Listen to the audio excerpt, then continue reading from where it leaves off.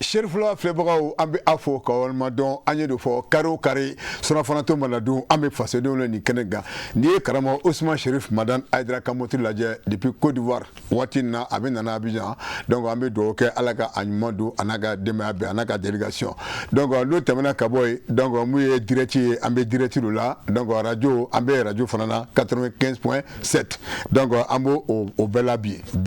maaba 4 de b'an bolo maa fɔlɔ o jɔn ye o ye Demba Sako. Nico Demba Sako, président de la Chambre des administrateurs des biens immobiliers et agents immobiliers. Monsieur Sako, vraiment merci beaucoup. Folikan jumɛn bolo ka ɲɛsin Sherifula filɛbagaw ma. Me folikan lase aw yɛrɛ ma kosɛbɛ ka folikan lase Sherifula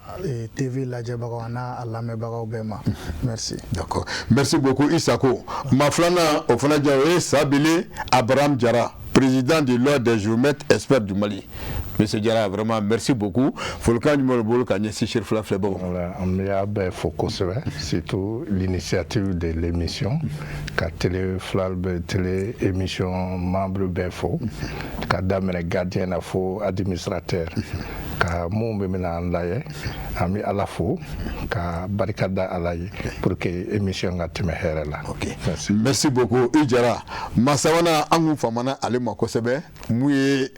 Moussa Drissa Guindo, magistrat. Monsieur Guindo, vraiment merci beaucoup. An yi wele i nana an ka kɛnɛ kan folikan jumɛn bolo ka ɲɛsin Sherifula filɛbagaw ma. Ma fɔ Ala ka ni sababa bɛɛ an bɛ Sherifula baarakɛla bɛɛ fo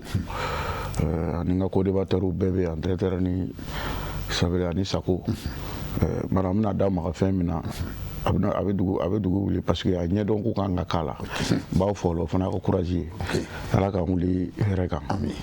Merci beaucoup i Guindo. Ma nana o fana tɛ maa dogolen a delila ka tɛmɛ an ka plateau sanfɛ yan mun ye Adama Jara Adama Traoré donc a kɛtɔ bɛ kɛ kuma na Adama Traoré directeur général adjoint des domaines et du cadastre. Monsieur Traoré vraiment merci beaucoup. Folikan jumɛn bolo ka ɲɛsin Sherifula filɛbagaw ma. Ok, n bɛ foli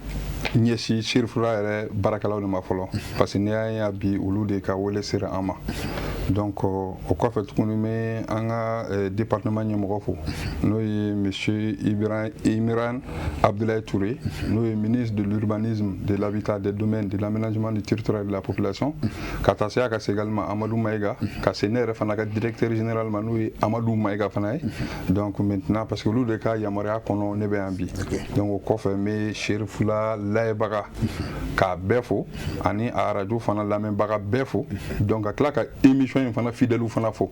parce que c'est une émission qui est très bien suivie par la population. Merci. Parce que da sera yɔrɔ ma an émission minnu kɛ ka tɛmɛ a kɔfɛ an ye appel caman sɔrɔ donc o b'a jira k'a fɔ ko émission in la jɛlen don donc an ka laɲini fana ye min ye o kɔnɔna fana na ka tulo kunandiw ka fɔtɔw lamɛn bi parce que experts de bien je parle sous le contrôle de monsieur le procureur ka fara Sabele fana kan ni Demba donc je pense que kuma minnu bɛna bɔ yan bi ni n'u sera ka tɔmɔtaw k'a la ni Ala sɔnna a ma a bɛna kɛ bɔda ɲuman ye population yɛrɛ ma. D'accord. Merci beaucoup Traoré. Avocat Traoré Enfré kuma tɛ. Kosɛbɛ. Bokila an bɛ an filɛbaga bɛɛ lajɛlen fo nin wagati na maa o maa sɔgɔlen bɛ Sherifula télé la an b'u fo k'u waleɲuman dɔn.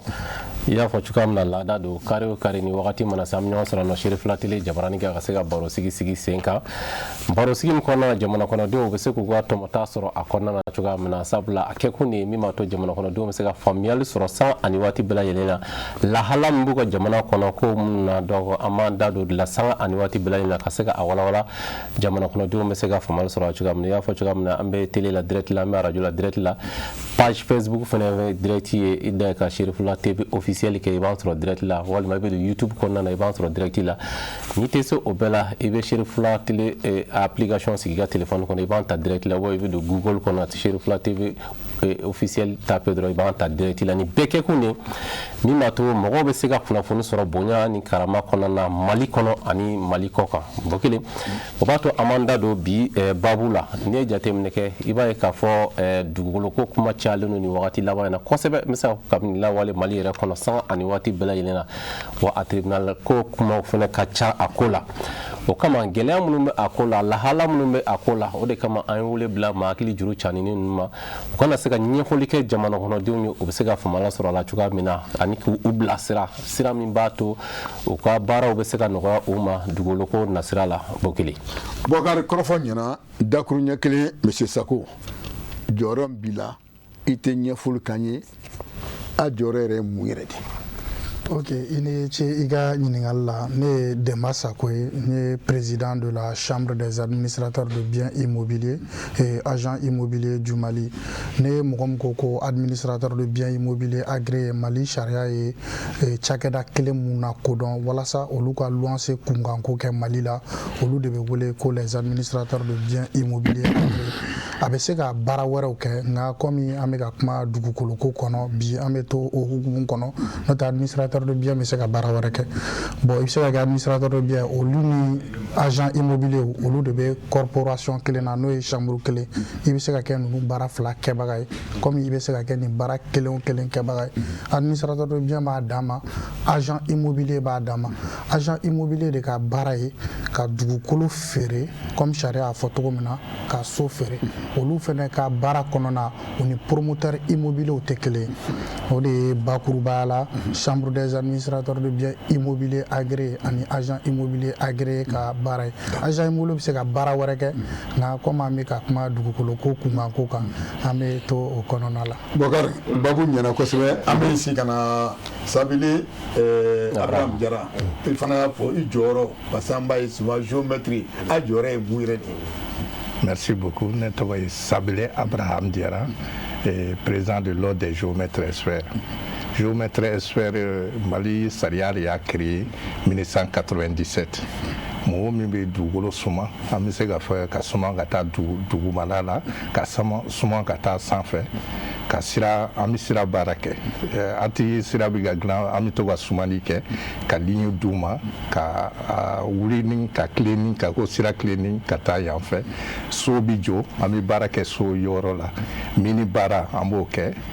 dugukolo foncier u b'a fɔ titre foncier an de bɛ taa terrain kan ka taa sumali kɛ topographie ni industriel fana bɛ bateau kumaba ni avion kumaba yɔrɔ la géométrie bɛ yen sumali bɛ fɛn o fɛn na géométrie baara bɛ yen.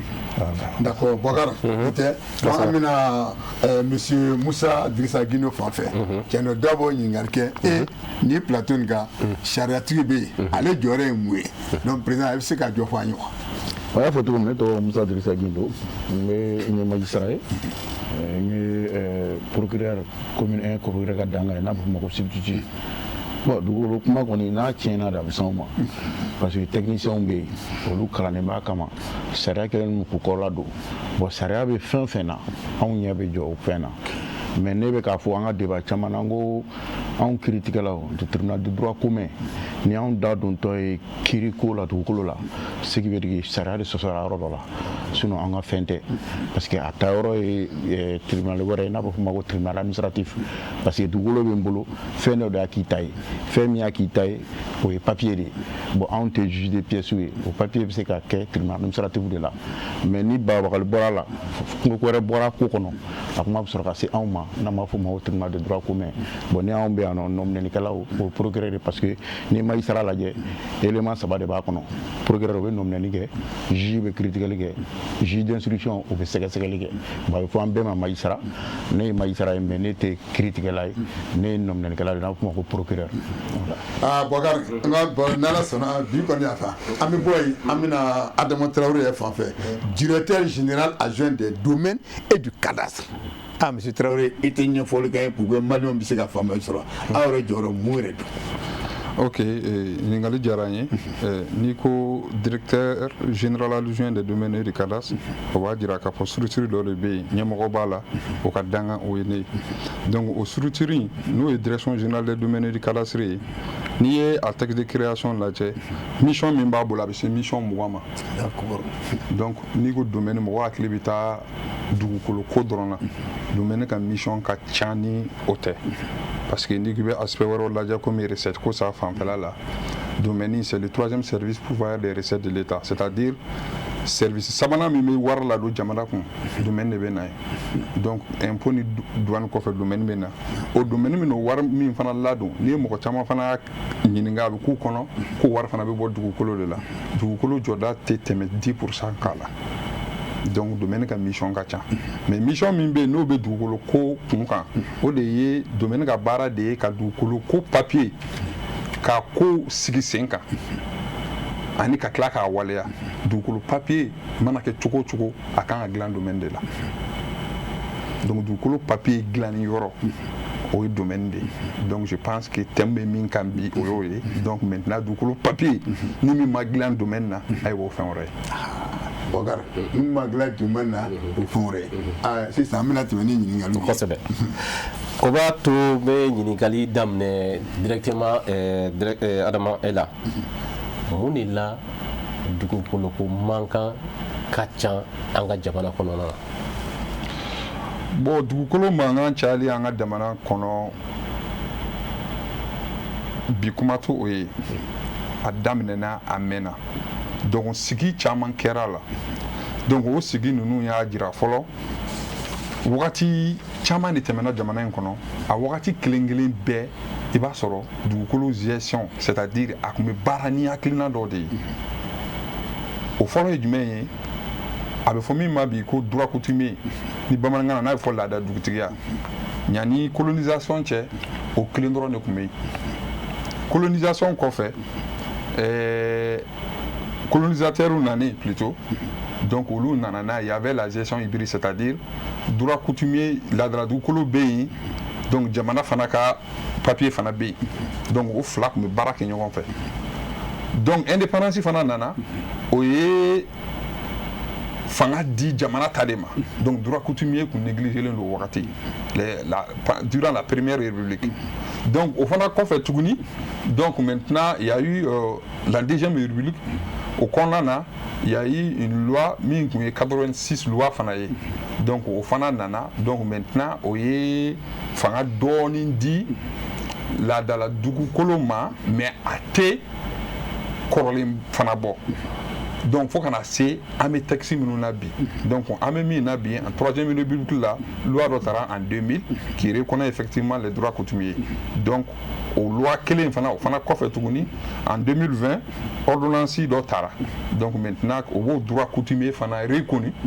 donc maintenant ka o loi o ordonnance ratifiée en 2021 donc maintenant dugu n'i y'a jateminɛ problème 80 ou à 90% u bɛ ɲɔgɔn sɔrɔ o de kɔnɔna na mais j'espère que tagalen ɲɛfɛ an m'an da don a la ka a ɲɛna. Fɛsɛ ni ala sɔnna ma o b'a to bɛ segin ka na yanni ka taa Adama fanfɛla la n bɛ na Sako n bɛ ɲininkali min tɛ n la e ko aw ka baara kɔnɔna na bien vrai que luwanse ko ni fɛnw mais komi an bɛ dugukolo kuma la mun de la aw ka baara in kɔnɔna na a mɔgɔ fanba caman y'i ɲɛsin dugukoloko feere de ma kosɛbɛ. Bon ni i yɛrɛ y'a jate minɛ k'a lajɛ k'an ka baara fanba kɔnɔna la ko mɔgɔ caman ye ɲɛsin dugukolo feere ma parce que fo k'o fɔ yɔrɔ fɛnɛ fɔ k'a fɛsɛ latigɛ pour que i ka kɛ agent immobilier agréé sira dɔ de bɛ yen i kan ka tɛmɛ o fɛ mais n'i y'a lajɛ bi Mali la agrément bɛ mɔgɔ minnu bolo de Bamako à Kidal n'i y'a bɛɛ fara ɲɔgɔn kan a tɛ mɔgɔ 20 30 a t'o bɔ jamana ye mɔgɔ minnu lakodɔn k'u ka dugukolo yɛrɛ feere n'a bɛ f'u ma ko agent immobilier normalement pour que ka kɛ agent immobilier sanfɛ kalan na i kan ka niveau dɔ de sɔrɔ bac plus 4 après ka taa agrément ɲini après ka carte professionnelle ɲini mais bi i bɛ mɔgɔ caman u bɛ bɔ ka dugukolo feere n y'a fɔ cogo min na promoteur immobilier bɛ yen n'olu yɛrɛ tun bɛ yan olu tun bɛ se k'u ka feere kɛcogoya fɛnɛ ɲɛfɔ parce que olu fɛnɛ yamaruyalen don sira wɛrɛ fɛ mais bi n bɛ ka kuma ni agent immobilier olu minnu ka baara ye dugukolo feere parce que mun bɛ mɔgɔ caman nafili kosɛbɛ mɔgɔ fɛ ko n'i ye société créer ka société tɔgɔ kɛ agence immobilière ye agence immobilière b'a bɛɛ englober administrateur de biens promoteur immobilier olu bɛɛ b'u yɛrɛ sɔrɔ agence immobilière kɔnɔ agence immobilière a bɛɛ de a bɛ komi ne ye mɔgɔ min ye médecine généraliste kɛ mais i bɛ t'i spécialiser n ye docteur ye n ye tulo docteur ye mais n'i bɛ fɛ ka dugukolo de feere ka k'i ka baara ye jamana ye sira min fɔ ni o sariya sen yɛrɛ ye la loi 10-021 du 10 juin o article filanan o y'o préciser k'a fɔ ko agent immobilier o de ka baara ye dugukolo feere ka taa ɲɛfɛ komi an yɛrɛ ka doyen y'a fɔ cogo min na Guindo a article 14 tilala k'a préciser ko mɔgɔ fɛn o fɛn bɛ yen que ça soit une personne physique ou morale qui ye nin baara in kɛ k'i nɔ bɛ se ka minɛ sariya la donc fo o de ka ɲɛfɔ kosɛbɛ agence créeli ale ni ka bɔ réseau kan généralement an bɛ ka dugukolo feere o man ka mɔgɔ kɛ agent immobilier ka sɔrɔ i ma tɛmɛ jamana ka sira fɛ fo i ka agrément sɔrɔ k'i ka carte professionnelle sɔrɔ. Ok basi tɛ bon la kuma b'a dɔ fɔ min ko Mali mun bɛ bɛn a tɛ tɛmɛ mɔgɔ 20 kan mais malgré tout an ɲɛ b'a la a ka ca. A ka ca kosɛbɛ. Mais aw yɛrɛ ka du ye jɛkulu ye jamana in mina ko dɔn mais aw jɔyɔrɔ kɛra jumɛn ye pour que parce que ni fɛn cayara togonaso dɔ la a kolon bɛ caya aw jɔyɔrɔ jumɛn de kɛ pour ne pas que a ka so niveau ma. Bon maintenant an bɛ phase min na fɔlɔ an bɛ ka mɔgɔw sensibiliser parce que i b'a dɔn ne fɛn tiɲɛni bonyana souvent maliyɛnw bɛ fɛn mun kɛ ka caya a bɛ k'u kɔnɔ ko o yɛrɛ ye sariya ye. Bon maintenant an bɛ ka a lajɛ ka mɔgɔw sensibiliser an yɛrɛ ka chambre cɛsirilen don la kosɛbɛ an bɛ k'o campagne de sensibilisation de bila en place hali bi n'an bɔra campagne de sensibilisation kɔnɔ an bɛ la lajɛ o ye résultat jumɛn di an ma après an b'o faisabilité lajɛ pour que ka taa étape wɛrɛ la. Ok basi tɛ b'a to min na géométrie fanfɛla la Sabili e ko aw ka baara ye ka yɔrɔ suma mais an b'a ye généralement dɔw yɛrɛ b'a fɔ an ye dugukolo san an ye terrain san mais an san géométriw bolo géométriw tɔgɔ bɛ se ka sɔrɔ terrain ko la cogo fo ka feere fo ka tila ye terrain feerela ye i bɛ se ka ɲɛfɔli k'an y'o fana la. sinon ne ye sariya min fɔ o sariya kɔnɔ géométrie tɛ dugukolotigi a bɛ fana bɛ se ka kɛ dugukolotigi ye parce que maliyɛn fana de don a bɛ se ka sɔrɔ héritage fɛ ou a fa dugukolo ou a y'a san mais géométrie ka taa géométrie ka dugukolo suma ka feere o tɛ géométrie ka baara ye i bɛ se ka to i ka baara fɛ u bɛ dugukolo d'i ma comme sara par exemple si mɔgɔw bɛ dugukolo d'i ma ka suma a b'a fɔ wari t'i kun mais ne ta de dugukolo n bɛ se ka d'i ma o ye sara wari ye mais k'a fɔ géométrie ka taa bali mɔgɔw ka dugukolo la ka suma o tɛ an ka sariya la an ka sariya la géométrie a tɛ se ka taa yɔrɔ suma si papier ma d'a ma et généralement ani domaine de bɛ baara kɛ ɲɔgɔn fɛ ani domaine bɛ lettre d'i ma ka taa géométrie wuli ka taa nin ka dɛmɛ yɔrɔ ɲini ko ka taa suma ka baara kɛ ka na d'a ma parce que an bɛ baara kɛ ka taa bila domaine na domaine b'a sɛgɛsɛgɛ a bɛ continuer bɛɛ ka limite bɛ yen a ye loi min fɔ loi y'a fɔ comme loi ninnu caman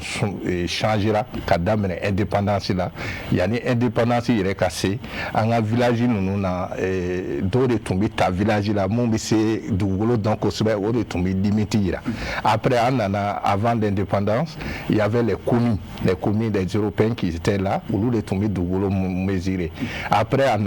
86 réforme caman kɛra Mali la comme il a dit loi réforme kɛra mun bɛ baara kɛ dugukolo la réforme kɛra IGM ni fɛn ninnu créera l'entrepreneur des travaux créera 97 aussi an ka fɛn changera ka na ordre des géomètres experts créé mun ko ka baara sinsinya vraiment titre foncier baara la parce que mɔgɔ wɛrɛ bɛ yen olu kan ka baara kɛ sira baara la so implantation mais olu de cayara u bɛɛ parce que dugukolo baara ka nɔgɔ olu fɛ yen u bɛ na o la mais pour que ka géomètre kuma fɔ géomètre caman b'a fɔ géomètre ye an bɛ se ka fɔ mɔnifin bɛ yen mais mɔnifin fara kan sariya se bɛ yen domaine bɛ sariya min kɛ an bɛ baara kɛ n'o ye ani matériel fana bɛ yen ko a bɛ télé o la a bɛ caméra de fɔ et puis géomètre expert appareil de bɛ yen mais o appareil fana évolution ni géomètre ka baara évoluer parce que fɔlɔfɔlɔ la en 1960 i tun bɛ baara yɛrɛ sɔrɔ peut-être i tun bɛ baara min suma ka taa dugukolo suma i bɛ tile 2 kɛ ka yɔrɔ min suma aujourd'hui tile 1 ou 2 heures i tilara o la donc c'est comme caméra quand on commençait la télé caméra fɔlɔfɔlɔ a tun tɛ so fa mais aujourd'hui téléphone yɛrɛ bɛ se ka kɛ caméra donc an ka appareil fana précision fana kɛra an ka baara de la donc fɛn caman kɛra o de tora an fana bɛ ka réforme kɛ aujourd'hui Mali kɔnɔ on a 100 géomètres 100 olu de bɛ taabolo kan olu de bɛ se ka baara kɛ. Ok mais an bɛ dɔw ye bɛ taa dugukolo yira mɔgɔw la a bɛ fɔ k'olu ye géométrie ye i bɛ se ka ɲɛfɔli kɛ o fana cayalen don a ka domaine kɔnɔna na yen. Normalement géomètre expert pour que i ka kɛ géomètre expert kalan i kan ka bac san 5 bac kɔfɛ pour être géomètre expert soit ingénieur et équivalent o sariya le bɛ yen. Maintenant, il faut être dans un cabinet. Il y a un cabinet de géomètre expert. Parce que il y a un fait, il y a un stage de géomètre expert au bureau là. Tu fais 10 ans à peu près de stage dans un bureau de cabinet géomètre expert. Au stage qu'on a, il y a un saria nous don. Parce que géomètre amiko école là, amito wa technique les kala. Mais moi et saria du golo ni fin nous à sira boli ni saria mon kanga bateau. Peut-être il y a kalan que brièvement école là, mais il y a un géomètre bureau là ou bi blasira administration barabi kechoya mina ima kanga do sira mi fait ibi na o ke bureau là après ibi ta cour d'appel là kata kalike ne mina bara ni keni jini ya ni fin parce que enquête de moralité bi ke mo ni fina mo shi chama ti se ka ke géométrie parce que si il condamne ka se yoro do ti se ka ke géométrie il kan ka mo mi la dirie mo mi dania mo donc obi ke ko fait il to bi se tableau là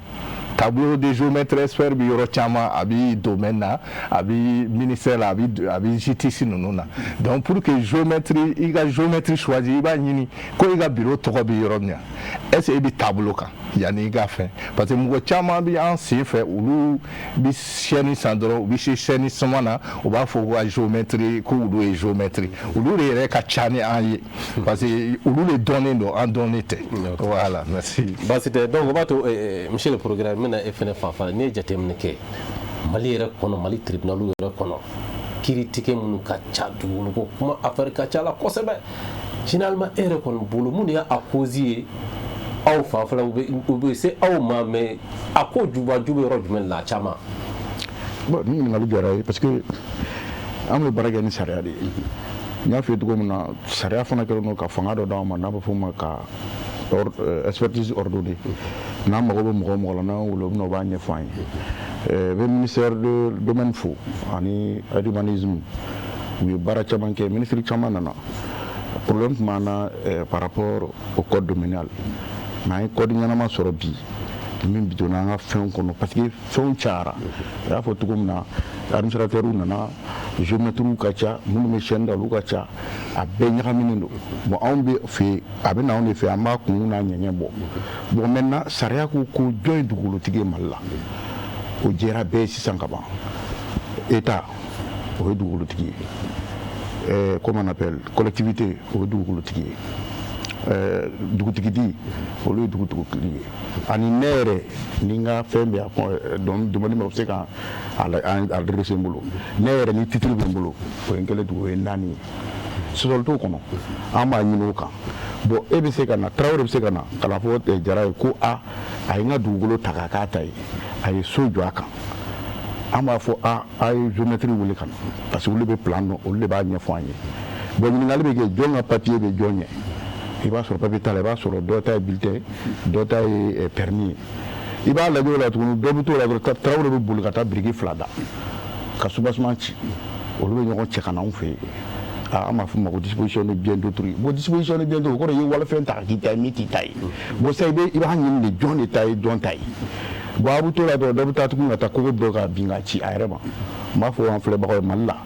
mɔgɔ se ka taa mɔgɔ ka yɔrɔ ci ni décision de justice t'i bolo fo tribunal ka ordre d'i ma ko ka ci bon ka mɔgɔ ye baara la fana i tɛ se ka taa kɛlɛ ka taa ko dɔ k'a la ko non ko parce que a bɛ ka yɔrɔ jɔ i bɛ taa tribunal de la o bɛ ordre d'i ma ka fɔ k'a ka yɔrɔ jɔ n'a bɛ f'o ma ko arrêt de travaux bon i b'u bɛɛ fana lajɛ tuguni a bɛ fɔ mɔgɔw ye fana k'u ka taa autorisation ta pour ka se ka so jɔ o b'u pan o fana kunna urbanisme fana bɛ wuli nɔfɛ ni min ka burɛti minɛna min ka pelu minɛna o bɛ boli ka a dɔnbaga dɔ wele a min fɔra min ye i b'a sɔrɔ autorisation t'e bolo yɛrɛ k'a fɔ k'e ka yɔrɔ jɔ bon o tigi de b'o jɔ k'u ban k'u pɛntiri ka t'i sigi o kɔnɔ n'o cira don min ko hinɛ tɛ a ye sariya de sɔsɔ bon an t'o yɔrɔ lajɛ koyi a bɛ sariya de su i y'a fɔ cogo min na a jubaju bɛɛ y'o de ye mɔgɔw b'u ɲɛ tugu a kan k'a kɛ k'a fɔ ko foyi ti bɔ a la tile o tile urbanisme papier caman an b'u wele k'u ɲininka a y'a kɛ mun na u b'a fɔ an tun t'a dɔn u b'a ko n'an taara ko urbanisme communication ka gɛlɛ ka autorisation sɔrɔ ko ka gɛlɛ ko tant t'olu bolo a bɛ kɛ mairie la m'a dɔn domaine mina fana kana don ka don o kɔnɔ bon n'olu de nana ka na se anw ma sisan an bɛ sɔrɔ k'a sɛgɛsɛgɛ n'an fana se k'a dɔn n'a kɛra papier ko ye an bɛ se k'o juger an b'a fɔ titre bɛ nin bolo permis b'e bolo e k'i ta ka kɔrɔ n'a ye e y'a sɔrɔ 1960 nin y'a sɔrɔ 2000 an b'aw bila ka taa tribunal administratif la olu fana ye kiiritigɛla ko m'anw mɛn olu bɛ kiiri kɛ k'a jira k'a fɔ min ta ye terrain ye min ta tɛ n'u fana bɔra o kɔnɔ a bɛɛ bɛ na mais ni bagabagali bɔra la n b'i faga ou bien an ye muru ta n taara a tigi gɛrɛ yɔrɔ dɔ la an b'i minɛ comme u y'a fɔ cogo min na texte de b'u bɛɛ bolo an fana b'u minɛ o de kan ni dɔ taar'i jɔ an ma ko ko ne ye géométrie i bɛ ɲininka i ka papier bɛ min tableau de bɛ yen bɛɛ kelen-kelen b'a kan kɛmɛ Mali bɛɛ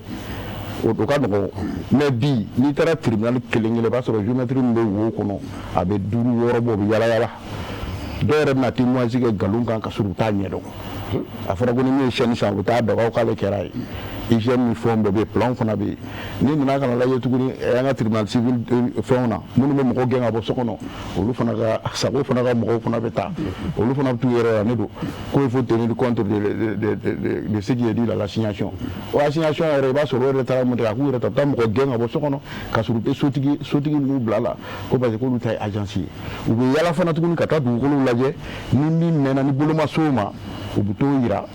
ka to baara daminɛ o kan i b'a sɔrɔ o cɛkɔrɔba dɔ ta ye ou bien o musokɔrɔnin dɔ ta a ka foro a b'a ka foro kɔnɔ sisan o yɛrɛ na kɛ sisan ni min bɛ fɛ k'a sɔrɔ o bɛ taa plaque dɔ turu k'a sɛbɛn ko colonel ou bien o b'a sɛbɛn ko président ou bien procureur Gindo bon n'i y'o bɛɛ fara ɲɔgɔn kan nin bɛɛ ye sariya sɔsɔ de ye mais mun de b'o ɲɛnabɔ sensibilisation ka kɛ bɛɛ k'i jɔyɔrɔ dɔn sinon an tɛ bɔ a bili ka boli kɔnɔ dɛ bamananw ka kuma don ko ne soli fana ye kalabanci kun a b'a fili yɔrɔ dɔn voilà n'a filila o ma an bɛ se k'a dɔ k'a la. n b'a dɔn bisimila na fɛn o fɛn sigilen bɛ o bɛɛ kulo ma jɔlen don mais n bɛna directeur fan fɛ tiɲɛ don an y'a ye k'a fɔ nin waati tile fila na a tun bɛ sensibilisation ba dɔ la ko permis ani bulletin ko en titre foncier k'a ye k'a fɔ ko fo yɛlɛmani ba dɔ donna la i se k'a ɲɛfɔli kɛ donc permis ko ani bulletin ko ko nafa tɛna k'a la tant que ni titre ko tɛ wa. ok non ni ɲininkali diyara n ye donc komi président procureur y'a fɔ cogoya min na yɔrɔ dugukolo ko n da sera a ma n ka kuma fɔlɔ kɔnɔna na k'a fɔ yɛlɛmani caman de kɛra sigiw fana kɛra mais o sigiw n'u yɛlɛmaniw bɛnna fɛn kelen pe dɔrɔn de kan dugukolo dibaga kun ka ca a baarakɛbaga ka ca nka n'i ye domaine yɛrɛ ta a bɛ kɛ mɔgɔw kɔnɔ ko dugukolo bɛ di domaine na domaine tɛ dugukolo di mais domaine ye dugukolo baarakɛla de ye i b'a sɔrɔ administration de b'a di o administration ye jumɛn ye sous-préfet préfet gouverneur les deux ministres ministre des domaines ni ministère de l'administration territoriale ani conseil des ministres olu de ye dugukolo dilaw ye administration ka côté la collectivité ka côté la collectivité maire fana b'a di mais nin kelen-kelen fɛn fɛn bɛ yen n'a bɛ dugukolo di olu bɛɛ kun kan ka tɛmɛ sira dɔ de fɛ sariya kɔnɔ mais jateminɛw bɔra a kan o kɔnɔna na minnu tun b'a di u tɛ tɛmɛ a sira fɛ parce que a sira ye mun ye domaine de bɛ dossier préparé ni sous-préfet b'a di ou bien ni préfet b'a di généralement 2000 kɔfɛ a fɔra olu ka dita ye foro ye les champs habitation o ye mairie ye donc olu ka foro fana baara bɛ kɛ domaine na domaine mana adresse o bɛna bila ka na domaine na domaine bɛ dossier instruction kɛ ni instruction banna a bɛ bila ka taa seuil de b'a la sani loi kura ka o bɔ yen foroko bɔ sariya kɔnɔ donc a fɔra fo ka taa se 2 hectares et demi ma o sous-préfet ye préfet 5 hectares gouverneur ye 10 ka taa fo les 2 ministres olu bɛɛ ni bɛ ka seuil de tun bɛ yen mairie fana man ka baara fana kɛ dugukolo kan ni a ta tɛ mais a jirala k'a fɔ mairie tɛ se ka dugukolo sɔrɔ d'office fo état de k'a d'a ma ou bien état k'a affecté a la donc ni mairie mago bɛ dugukolo la a bɛ tɛmɛ état fɛ état bɛ se k'a affecté a la o procédure bɛ yen ou bien mairie bɛ se k'a fɔ bon ne b'a san bon ni mairie y'a hali o fana san domaine ka sigi bureau spécialisé mɔgɔw fana de bɛ mairie la minnu bɛ dossier ninnu monter mais jateminɛ de kɛra la k'a fɔ nin fɛn fɛn bɛ ka kɛ dans la pratique a si tɛ ka bɔ a sira fɛ donc n'a si tɛ ka bɔ a sira fɛ donc i bɛ taa sɔrɔ yɔrɔ dɔw la administrateur yɛrɛ dama bɛ yɛlɛ ɲɔgɔn kan ou bien yɔrɔ dɔ la u ni collectivité bɛ yɛrɛ ɲɔgɔn kan i bɛ se ka taa yɔrɔ dɔ la a bɛ fɔ ko dɔ b'a fɔ permis bɛ n bolo dɔ b'a fɔ n ka concession rurale bɛ n bolo i bɛ taa sɔrɔ a bɛɛ dugukolo kelen de mais i b'a sɔrɔ a fila si ma di sariya kɔnɔ donc i b'a dɔn u bɛ baara gɛlɛya magistrat bolo a b'a sɔrɔ a fila si ma di dugukolo kɔnɔ donc i bɛ to yɛrɛ fana na i b'a sɔrɔ dɔ fana bɛ na k'ale ka laadala dugukolo don o yɔrɔ ye or laadala dugukolo ko min ni n y'a fɔ mankan 90% ju de y'o ye parce que i b'a sɔrɔ laadala dugukolo tigi caman de b'a fɔ k'u ta ye dugukolo ye olu de bɛ taa dugukolo di maire ma ko k'a baara ou bien olu de bɛ taa di préfet ma a baara donc u bɛ baara condition minnu na olu dɔnnen don maire ta bɛ kɛ condition min na olu dɔnnen don or n'i ye texte lajɛ laadala dugukolo kan ka waleya dugukolo kan dugukolo minnu bɛ yen min b'a fɔ k'a ka laadala dugukolo don n'a ka bolonɔ b'a la n'a bɛ baara k'a la mais yɔrɔ yɔrɔ bɛ yen k'a tun ma tigɛ baara ma deli ka k'a la donc i b'a sɔrɔ ni hali ni État ye baara k'a la san 100 san 200 dɔ bɛ tila ka bɔ kɔfɛ ka na ko yen ye olu ka laadala dugukolo ye or o laadala dugukolo ko n'i b'a lajɛ jɔnni b'a revendiquer a bɛ revendiquer village dɔ de fɛ ou bien chef de village dɔ de fɛ ɔ ni dun ye Mali ta k'a lajɛ dugu mana kɔrɔ cogo o cogo i b'a sɔrɔ dugu dɔ de y'a sigi o fana kɛlɛ b'o duguw ni ɲɔgɔn cɛ dugu min ye dugu dɔ in sigi olu bɛ kɛlɛ kɛ u ka territoire ko la anw de ye nin dugu in sigi dugutigi t'a bolo dugukolo tɛ o dugu bolo ne ye chance sɔrɔ n ye érosion caman kɛ mais yɔrɔ min gestion diyara n ye dɔɔni dugukolo ko la o ye Sikaso ye la ville de Sikaso i b'a sɔrɔ yɔrɔ bɛ dugutigi bɛ yen mais dugukolotigiw bɛ yen parce que dugutigi ni dugukolotigi tɛ kelen ye i b'a sɔrɔ yɔrɔ dɔw bɛ yen ça c'est famille Traoré o ye Sikaso fan dɔ ye dɔw bɛ yen o ye Jamutɛnɛnakaw ta ye dɔw ye Ouattara ainsi de suite donc o b'a jira k'a fɔ i bɛ se ka kɛ dugutigi ye k'a sɔrɔ dugukolo yɛrɛ t'i bolo mais an ka sisan dugukolo mankan na mɔgɔ caman bɛ mankan kɛ dugukolo ko la k'a fɔ ko nin y'an fa dugukolo ye k'a sɔrɔ n'i y'a sɛgɛsɛgɛ ka ɲɛ u ta tɛ parce que munna n ye kuma dɔ fɔ k'a fɔ ko dugu mana kɔrɔ cogo o cogo i b'a sɔrɔ dugu dɔ y'a sigi mais fɛn wɛrɛ bɛ yen min fana ka jugu n'o ye o ye hameau ye ces derniers temps an y'a faamu k'a fɔ ko hameau dɔw bɛ ka kɛ dugu ye village hameau ye sɛnɛkɛ buguda ninnu olu caman bɛ ka kɛ village ye olu minnu bɛ kɛ village ye i b'a sɔrɔ olu bɔra village min na olu t'o reconnu donc village in fana tɛna ninnu fana reconnu k'a fɔ ko village don hali n'u y'a reconnu u b'a fɔ k'olu de ta ye dugukolo in ye nka hameau in bɛ sigi wagati min a bɛ kɛ village ye wagati min i b'a sɔrɔ jamana fana m'a fɔ ko nin ye hameau in ka dan ye donc mankan caman de bɛ yen min bɛ bɔ o ko la donc c'est pour vous dire que dugukolo ko mankan tayɔrɔ ka jan a dayɔrɔ ka jan droit coutumier b'a la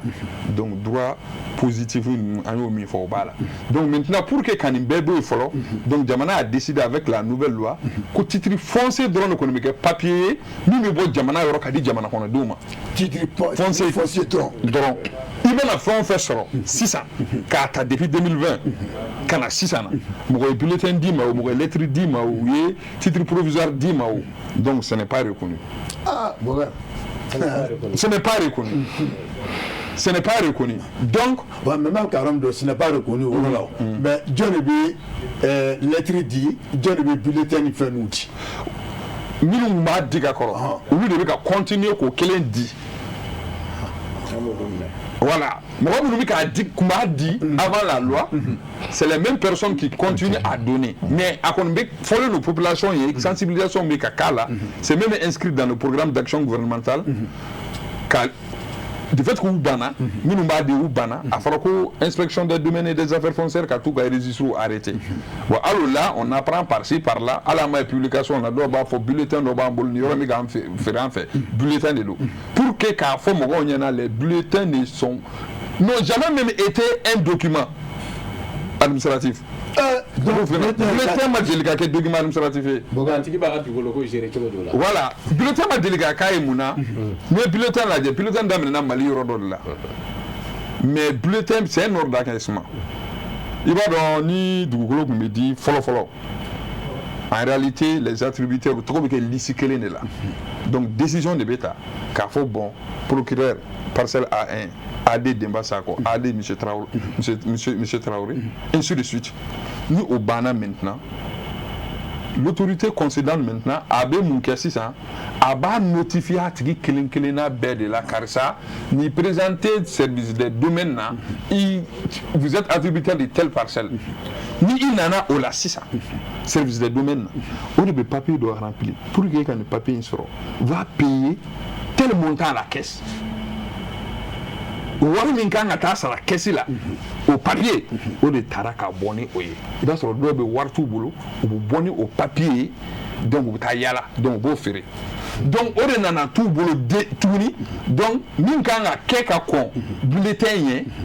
o tɛ kɛ bilen bulletin yɛrɛ fana rempli bali bɛ feere mɔgɔw ma i bɛ bulletin lajɛ a si rempli tɛ o aw bɛ se ka dugukolo di mɔgɔ ma cogo di a rempli tɛ tɔgɔ t'a la date t'a la. Mais moi j'ai posé une question, mais on dirait que il termine à faire. Nous comme on va faire qu'à donner sur là. John est bulletin dit, John est parotori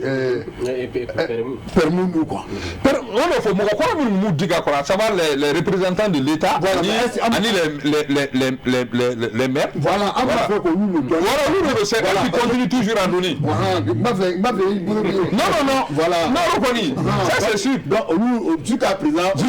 les maires et puis il y a les préfets nous appellent donc ça dit maintenant au col de bateau de 600 quoi. Bon on t'a fait un bateau de on boulot à Bana maintenant. Ah bon. Donc là on boulot à Bana. Là le mot min boulot nous ni mi 2024 2025 2026 pour nous obini procureur nous ne tient. On t'a Bana la capacité chercher ça. Monsieur le directeur est mis fort. Ni de là qu'à foya avec 3 ans bon. Nega débat là-bas na fora ko titrité mo bulu fubi bulu. Et 2020 fo na fo mo sariya doni no kamo. Mo nan ne dugulu tigi titri nya fo la.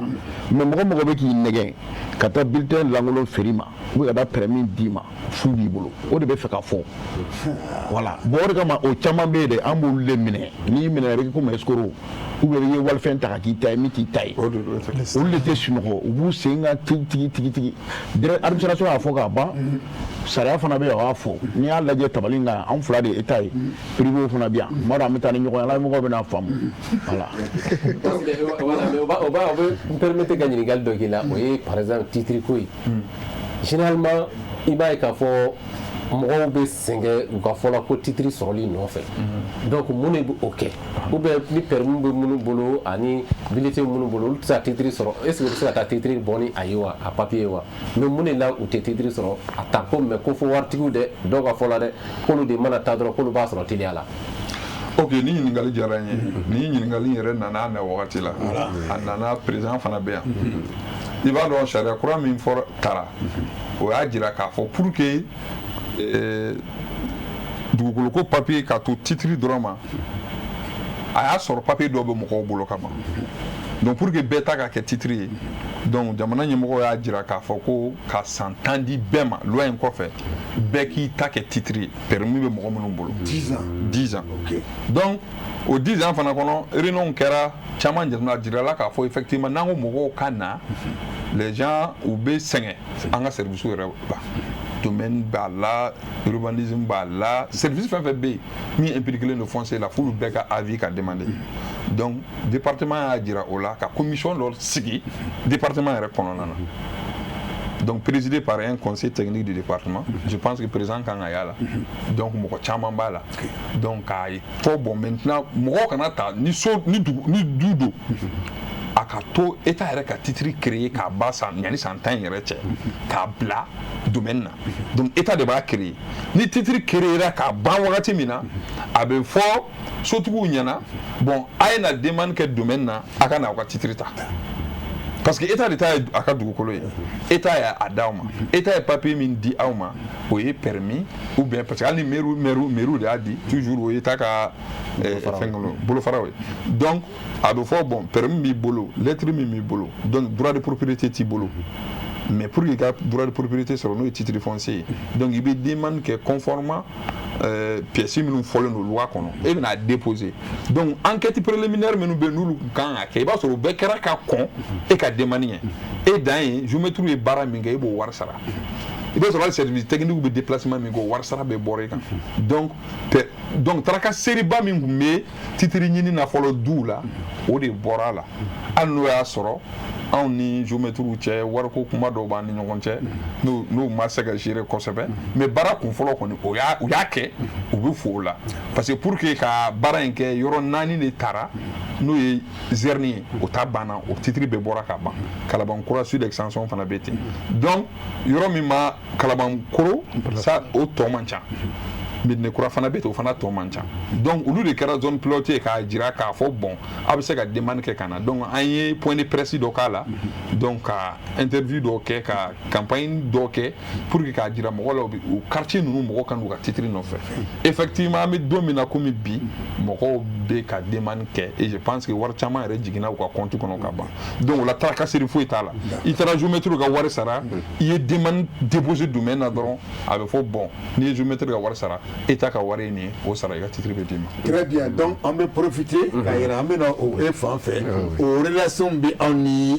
domaine cɛ e se ka dɔ fɔ an y'o la wa. Puis bon a y'a fɔ ko wari dɔ donna an t'a dɔn wari sugu minnu kɔnɔ. Effectivement c'est en 2024 État ni ministère ye protocole signé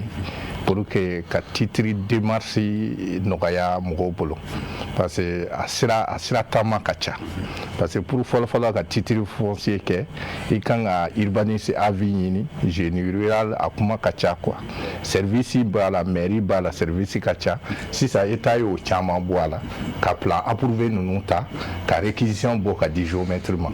an yɛrɛ bi tɛmɛ an bɛ tɛmɛ ka taa quartier la an bɛ autorisation dɔrɔn de ɲini dutigi fɛ an bɛ taa mesure kɛ ka sumali kɛ ka plan kɛ ka taa bila domaine na olu bɛ titre ni fɛn bɛɛ kɛ ka bila si a banna i bɛ se ka taa sinon a ye mun fɔ n bɛ ministère fo kosɛbɛ surtout le ministre à travers tous les services c'est une opération qui est sanitaire ne ye géomètre c'est vrai ne bɛ balo géométria la mais ne ɲɛ mi processus a processus ka ɲi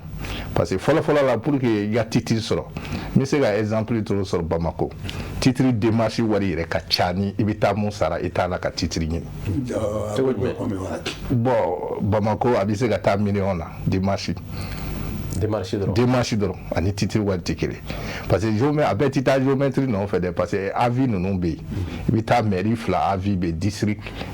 ko par exemple si titre bɛ ka créer commune 6 olu ka avis ɲini urbanisme avis bɛ yen division cadastre avis bɛ yen olu bɛɛ ka déplacement géomètre u b'o bɛɛ ta a tigi kan k'o ta en charge a tila ka publication ni fɛn caman fɛn contrôle caman bɔ a la mais o bɔra a la ko sigiɲɔgɔnw fana bɛ ɲininkali olu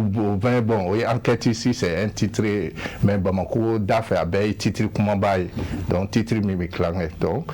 nin na ani ministère bɛnna kan k'a kɛ titre kɛ 50 000 par parcelle o Bamako kɔnɔ ye mais yɔrɔ min ni titre tɛ yen ça c'est 75 000 titre ma créé parce que titre création de bɛ kɛ pour que ka continuer donc i dalen bɛ so kɔnɔ réquisition bɛ géomètre bolo a bɛ na i ka da kongongo n bɛna titre kɛ i ka yɔrɔ la alors que fɔlɔ-fɔlɔ e de bɛ wuli ka taama ka taa domaine na il faut i ka sabara bɛɛ yɛrɛ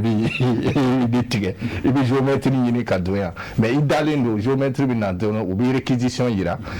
mi permettre ka mɔgɔ wele da mɔgɔ la u kana ban parce que caman bɛ ka ban ko géomètre bɛ don an ti don ka taa baara kɛ ka kɛ dugukolo kɛ an ta ye an ti se ka dugukolo di mɔgɔ ma an ti se ka kɛ an ta ye domaine de b'o kɛ donc u bɛ sɔrɔ u bɛ réquisition ɲininkali kɛ bureau tɔgɔ sɛbɛnlen bɛ réquisition la i bɛ don ka sumali kɛ u ka don mɔgɔw ka taa sumali kɛ si u bɛ ka ɲininkali kɛ papier min b'a la ça permet d'avoir les bases de données pour que domaine ka se ka fɛn gérer donc o de sinon Sabili juste ne fɛ ka yɔrɔ dɔ ɲininkali k'i la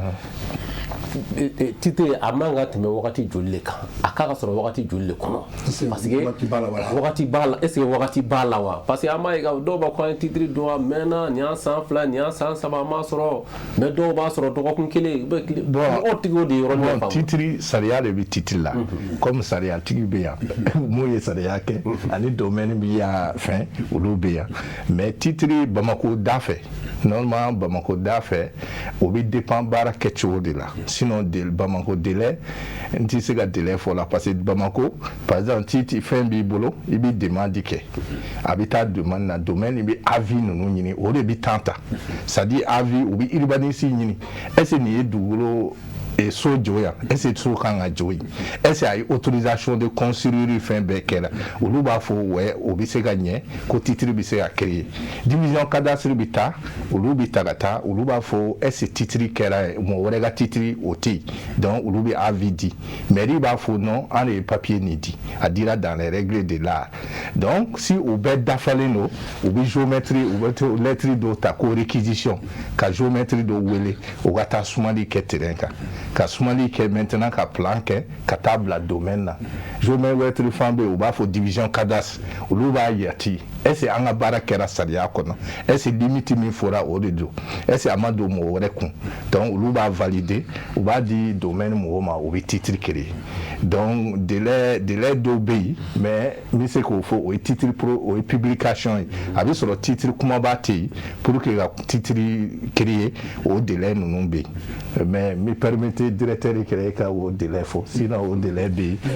yen directeur mu olu ye sariya ta n b'a to olu bolo sinon o délai normalement si o bɛ kɛ norme na a bɛ se ka taa kalo 4 ka taa sanfɛ kalo 4 parce que si demande do ne ye mun fɔ avis ninnu ɲini ka fɔ réquisition dira géométrie ma dossier technique bɛ taa bila domaine na o bɛ tribunal fɛn ɲini tribunal avis ɲini o bɛ taa publication fɛ ESO la a ti dɔ ye ESO la journal la ko nin bɛ fɛ k'a ka titre kɛ a ka yɔrɔ la ko mɔgɔ qui n'est pas d'accord ou voisin qui n'est pas d'accord kalo kelen dira a tigi ma a ka taa domaine na ka taa fɔ ko fɛn dɔ bɛ yen donc domaine na livre dɔ bɛ yen u b'a fɔ livre d'opposition si tu n'es pas d'accord i bɛ taa domaine na ka taa o sɛbɛn donc o bɛ taa fɛn na a bɛ taa tribunal la juge ninnu fɛ olu greffier b'a parapher u bɛ taa afficher cercle la ka afficher mairie la sariya la ko a bɛ afficher terrain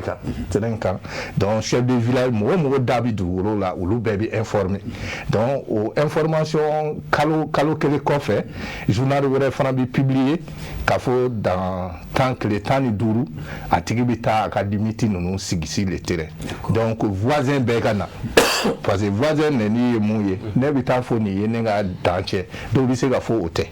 donc o bɛ kɛ on dit contradictoire c'est à dire bɛɛ bɛ kɛ si o baara kɛra PV dɔ de bɛ sɛbɛn ko an sɔnna a délimitation ma donc maintenant a bɛ don ka na si o baara kɛra géométrie bɛ copie kɛ ka taa di domaine ma division cadastre olu b'a contrôler est ce que a kɛra normalement olu b'a di domaine ma o bɛ titre sigi olu de bɛ mɛn olu de bɛ se ka taa kalo 4 ka taa sanfɛ sinon do mensuellement bɛ mun na olu ma kan ka mɛn parce que titre ba dɛni b'o la ka ban donc o baara ka teli quoi voilà.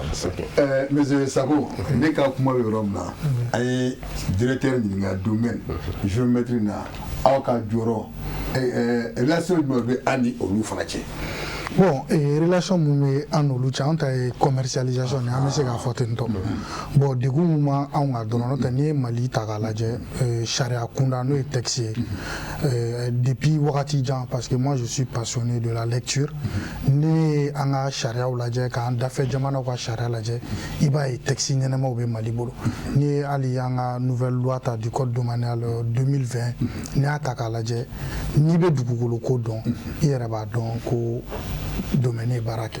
kosɛbɛ yɛrɛ mais an ka problème ye a application ni sariya bɛ yen mais a labatoni o de ye problème yɛrɛ ye kosɛbɛ donc ko a tɛ labato quoi n bɛ se k'a fɔ ten tɔ a labatoni de ye problème ye parce que a bɛ fɔ ko kana fɛn caman kɛ mɔgɔ caman fɛ min bɛ maliyɛn caman sɛgɛn u b'a fɔ ko ne hakili la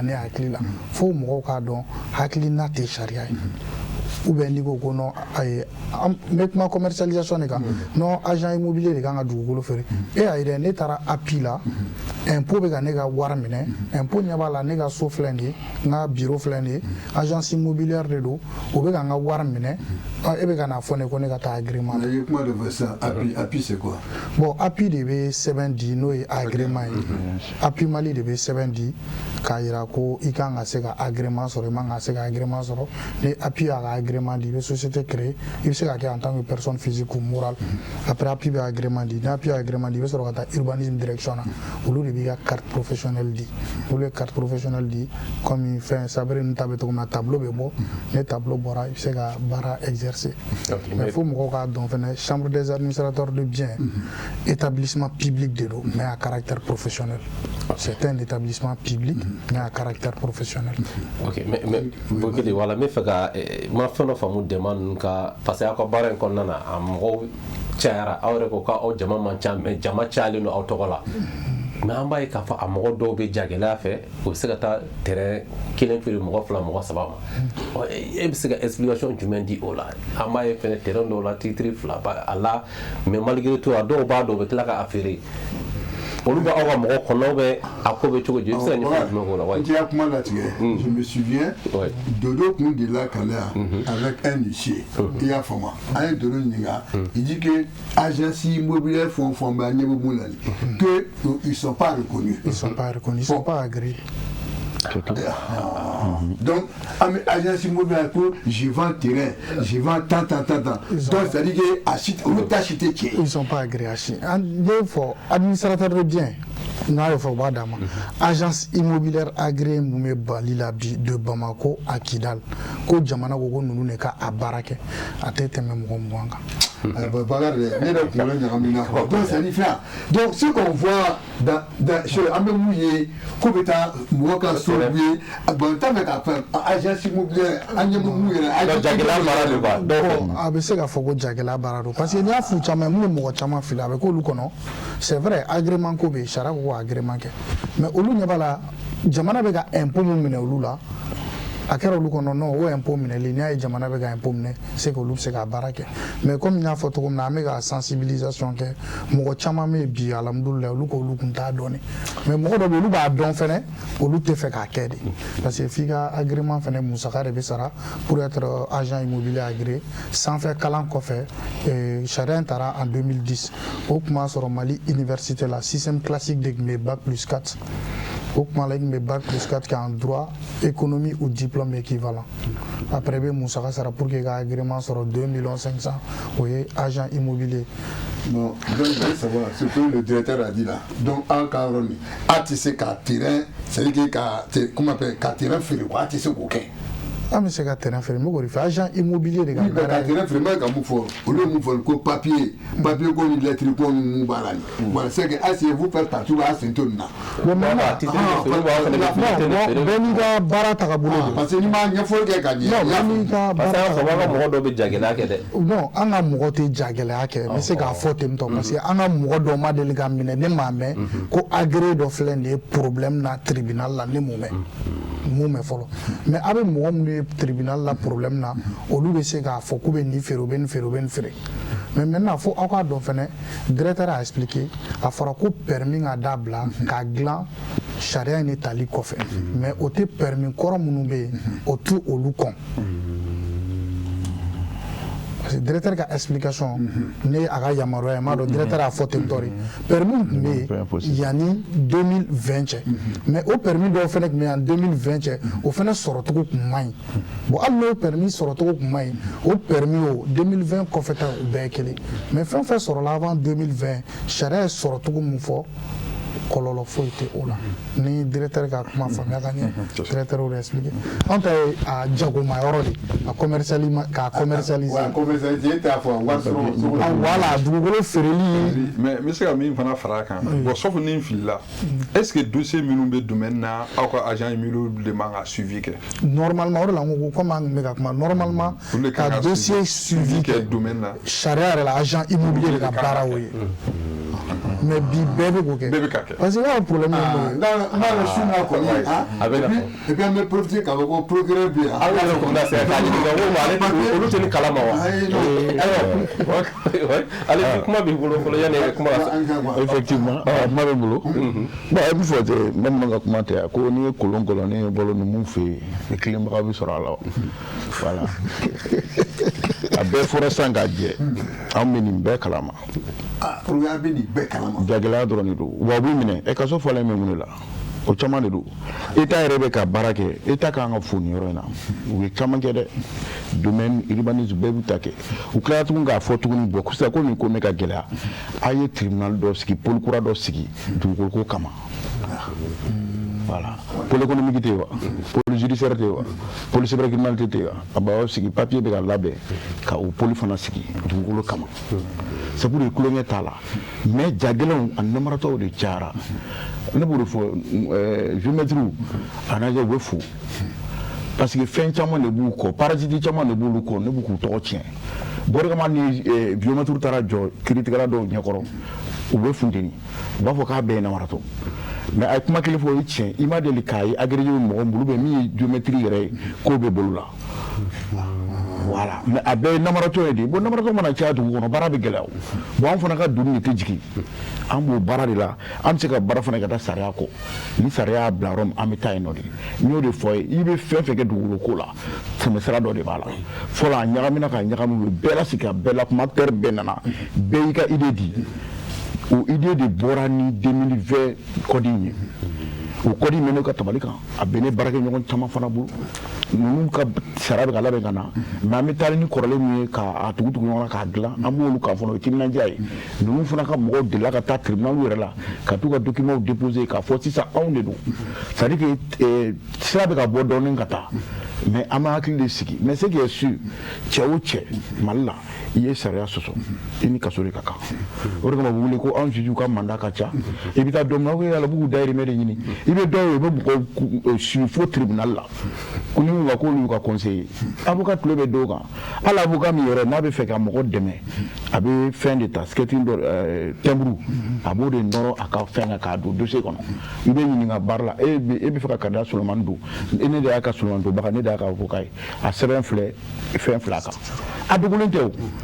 bon i b'a sɔrɔ dɔw b'u senkɔrɔ olu bɛ baara dege la olu fana b'a ye chef bɛ min kɛ olu fana b'o ɲɔgɔn kɛ ni yer'u la dɔrɔn i bɛ taa kaso la bon min bɛ se k'o bɛɛ ban sisan an ka kow teliya ninnu bɛɛ ka wuli k'i jɔ k'i ka fɛnw na mais n'i kolo minɛ o tigi Solomani don dɛ o tɛ taa hali sɛbɛn filɛ n'i ko dɔ minɛ notaire bɛ minɛ a bɛ ɲininkali kɛ n'a bɔra yɔrɔ min a tɛ sɔn ka taa mais notaire kolo b'a fɔ a ka kungo b'a bolo n'i minɛna i kungo don n'i ma minɛ fana i bɛ se kɔni bɛ se ka kɛ faamaya kɔnɔ mais ce qui est sûr don o don bamananw b'a kuma fɔ ni sɔgɔma o sɔgɔma i mana wuli ko don bɛɛ ye zon ta ye mais don kelen kɔni ye fɛntigi ta ye sisan nin ko ka kɛ a baara ka labɛn parce que texte ninnu jɛlen de don et puis fɛn fana bɛ yen hali dugutigi den ninnu filɛ i bɛ dugutigi problème fana dɔn sisan denmisɛnninw yɛrɛ bɛ dugu kɔnɔ n'u nana fɛn ɲini na Bamakɔ n'u seginna ka taa olu bɛ t'u nɔ don cɛkɔrɔbaw kɔrɔ an ka nin foro a y'a feere an ka nin kɛ tan ne y'a ye Jago Fugona u ye dugu dɔ feere fo ka taa bulon feere réunion bɛ kɛ yɔrɔ min k'a feere dɔgɔtɔrɔw nana ɲininka ko mun ye nin kɛ ko ko mun nana k'a ye bɔ k'an y'a san o dun y'a papier bɔ ka yira o mais titre min bɛ n'ale titre tɛ se ka bila foyi ɲɛ titre b'a la dɔrɔn i bɛ taa ka sunɔgɔ de o la sɔsɔli t'o la parce que an juge minnu b'anw sɛgɛn i b'a dɔn titre bɛ dɔ bolo permis bɛ dɔ bolo yɔrɔ kelen na a bɛ tila ka taa dun ko fɛn dɔ b'u bolo u b'a fɔ ma ko réquisition i bɛ t'o ɲininka ko charge t'a kan i bɛ taa sɔrɔ ko so jɔlen b'a ko charge t'a kan mais nin ye jumɛn ye o fana bɛ bɔ mairie de la ka na an bɛ nin bɛɛ de lajɛ k'a fɔ sira t'a la infraction tɛ yen an b'u bila ka taa tribunal administratif ɲɛfɛ bon o de b'a sɛgɛsɛgɛ min ye titre tiɲɛ ye min ye permis ye min ye fɛn parce que directeur ye fɛn min fɔ sisan an lamɛnbaga fɛn fɛn a mɛ ko don o don tulo bɛ taa kalanso a fɔra sa a jɔra ka ban depuis 2020 titre de dɔnnen don mais minnu bɛ kɔfɛ ko la loi n'est pas rétroactif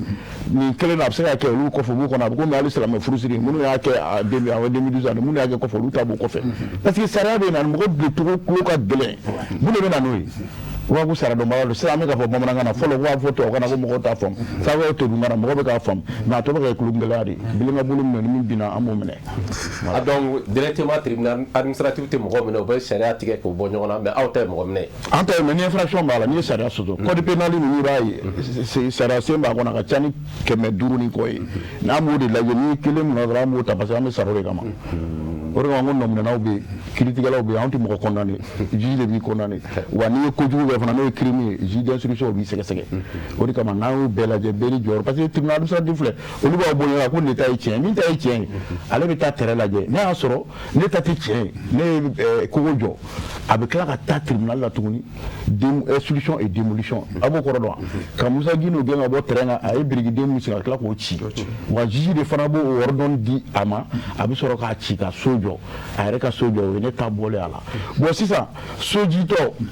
ni Tarawele na ne bugɔ ka ne da ci terrain ye ne de ta ye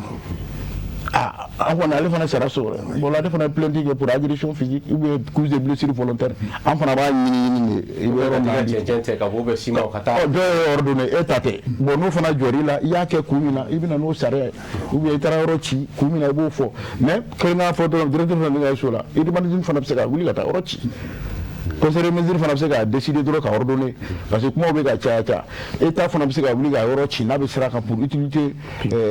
publique voilà o bɛ o état o fanga bɛ da i ma mɔgɔw ka ko ni état mago jɔli hali kun cɛmancɛla ka bɛ sara bɔ bon olu bɛɛ ye sariya de ye ni mɔgɔw kɔnɔ k'u bɛ bin u kan bon anw de b'a bɛɛ ta anw fana kɔ ka girin o juge de bɛ ka dugukolo minɛ ka di juge de bɛ mɔgɔw gɛn n'i y'a gɛn dɔ ye preuve de b'an bolo k'i ta tɛ. d'accord donc Bakari ne ɲɛ bɛ ko dɔ la état filaw bɛ yan parce que kuma fanba bɛ na digi olu kan mais ne b'a fɛ ka ɲininkali kɛ ninnu fila la parce que réellement la a bɛɛ tɔgɔ cɛ ninnu filɛ faut se dire agence sisan ne b'a fɛ k'a dɔn bi ne yɛrɛ bɛ yen n bɛ se k'a dɔn ko jɔn ye agence immobilière mɔgɔ ye o bɛ dɔn cogo di. bon maintenant n'i bɛ fɛ k'o dɔn agence yɛrɛ ka chambre siège n'o ye agence yɛrɛ jabala ye o siège bɛ Mayamugu o ye kelen an ka siège social bɛ o ye kelen filanan ye mun ye i mana taa urbanisme na i mana taa kelen appui la k'a fɔ bon maintenant e mago bɛ agence de la n'o ye agréé ye agence immobilière agréé ka chambre numéro ou bien u ka fɛn dɔ o bɛ a di i ma bon en même temps n y'a fɔ cogo min na an bɛ ka campagne dɔw kɛ pour que an bɛ se ka communiquer hali bi kosɛbɛ an bɛ se ka lakodɔn cogo min na parce que sariya min don a sigira sen kan san 2010 de o fɔlɔ a tun bɛ kɛ mais ka agrément dɔ la ka sariya senw yɛrɛ ta a sigira sen kan san 2010 de. n'i bɛ fɛ k'an bɔ fili la o sisan a ka baara nin so dɔ kalifara agence immobilière dɔ ma o kalo kalo a bɛ taa wariw minɛ ka taa wariw minɛ a tigi bolo et puis a bɛna se yɔrɔ dɔ dɔrɔn o ye agence immobilière bɛ na ko bon caman wɛrɛ sara a ka bɔ so kɔnɔ est ce que an y'olu de kɛ o tɛ fankelen fɛ. bon n y'o ɲɛf'i ye administrateur de bien immobilier o de yamaruyalen don ka luwanse wari minɛ. Mali la ni mɔgɔ fɛn fɛn y'a f'i ye k'a bɛ luwanse wari minɛ ni administrateur de bien immobilier agréé tɛ n'i sera k'a tigi ka reçu kelen sɔrɔ o ye prévu de n'i taara n'a ye usurpation de titre ici man ka kɛ ici man ka luwanse wari minɛ a ka baara tɛ o ici ka baara tɛ parce que n bɛ mɔgɔ caman na fili non recouvrement de loyer encaissement de loyer kelen tɛ dɛ recouvrement bɛ na kuma jumɛn ni impayé bɛ ici bɛ se ka recouvrement kɛ mais n'i ye sariya sen na la loi 10-021 du 10 juin a article fɔlɔ ko administrateur de bien ka baara ye k'a préciser ko encaissement de loyer représenter le propriétaire dans la copropriété. C'est ça le problème. Bon, comme il y a sisan ni émission na o de la an bɛ foli bila o la kosɛbɛ ni émission ni a ɲɔgɔnna caman bɛna kɛ sababu ye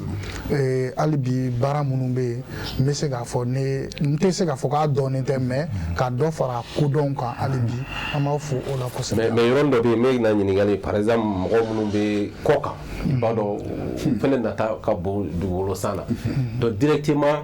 est-ce que o mana mɔgɔ sugu o sugu b'a fɔ k'u bɛ dugukolo san bolo mais e y'aw ka minnu fɔ normalement k'a ka tɛmɛ ni aw de ye aw bɛ tɛmɛ ni mairie de ye aw bɛ k'a ka tɛmɛ sira jumɛn. bon sariya ko ka tɛmɛ ni agent sariya y'a fɔ ka ban sariya ko n'a bɛ dugukolo san a ye tɛmɛ ni agent immobilier ye mais ne bɛ ka kuma en tant que président de la chambre mais maintenant n y'a fɔ dugukolo feerelaw wɛrɛ bɛ yen ni olu yɛrɛ bɛ se k'u da don u ka kuma la parce que u ma yamaruya n'olu ye promoteur immobilier ye promoteur immobilier fana i b'a sɔrɔ olu de bɛ yɔrɔ viabiliser o misaliya ye mun ye ACI 2000 ACI 2000 olu ye promoteur immobilier SEMA bon olu n'anw fana tɛ corporation i tɛ se ka kɛ administrateur de bien ka kɛ agent immobilier ka kɛ promoteur o tɛ se ka kɛ promoteur fana tɛ se ka kɛ agent immobilier o tɛ se ka kɛ administrateur de bien immobilier. D'accord. Mais il faut me la donner. Mais la géométrie, il y a peu de temps parce que Caroli, parce que directeur est un peu parabole. Il va y sur Sanangaï. Ah, les géométries, n'a pas R plus 2 ou R plus 3. Ou faut est-ce qu'il y a Afanaga Baraya? Bon, anti sous plan, architecture robot. Architecture robot. Mais so implantation kana sojo ka fo so cleaning ou à niveau c'est la géométrie robot baroque. Normalement so bi implanter géométrie quand ko implanter ka dans kayira pour kayira il va les poteaux ni pour que la géométrie robot ira mais anti plan ke oui architecte no donc a joli entrepreneur ou fana be entrepreneur au fond contrôle fana be o ingénieur conseil kala ne kanyi ni kanyi ni distance kanyi ulu fana be peni nga bara donc munu na fo ko ka so yira mo ko lu fana géométrie voilà ko fara yira ko war do be sara o ye donc e be se ga nyafo ulu de géométrie ami mun gira o dugolo limité à dan nous mais charia ba la ka fo ko ni aw beta mo dugolo yira ka war sara o ya et au déplacement parce que tiens ami baraka on est privé ami on vit de ça et nana mo takata rodira abina bara le to ikatayira donc condition le bay ira di wari iba tigi takatayira mais ka fo an ebita ko so bi gajo an ebita o baraka non ibi se gata train ira so ba kono mais an mi train dan ira so mi ba kono o ti anga problème voilà c'est beaucoup de ma yoro do fam me faire ka directeur ni ngola vas-y oui pourquoi mo ma mi fene fam titri flabeye terrain kelena alors que jamana de be titri bo mais pourquoi titri flabeye ama sogo fam mo ko kene ta signé o mo ko jolle ba signé ok ni ngali jaranye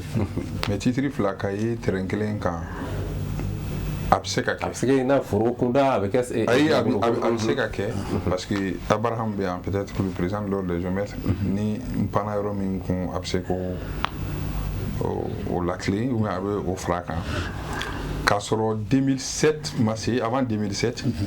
donc bara ko nge chugamina donc au ba to titre fait créer avant 2007 donc avec fort mi ma ko rattachement donc système de référence doit de beaucoup référer minka ko ka parake donc pas sur le GPS ko nous comment on compte a fi na tu comme ta suma nous ke donc ba fo ni ro ina ni fin de bien ou de ka référence oui donc titre ou créera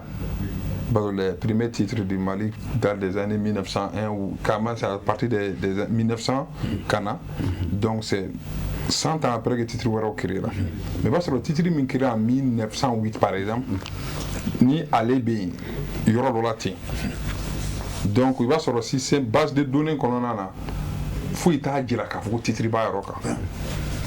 Mais le titre créé là c'est ça.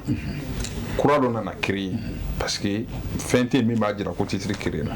Donc ni au créé là donc manga mana wula ka fo a titre korodo bi na ka titre koroba do ko me ayro là. Donc on a ce que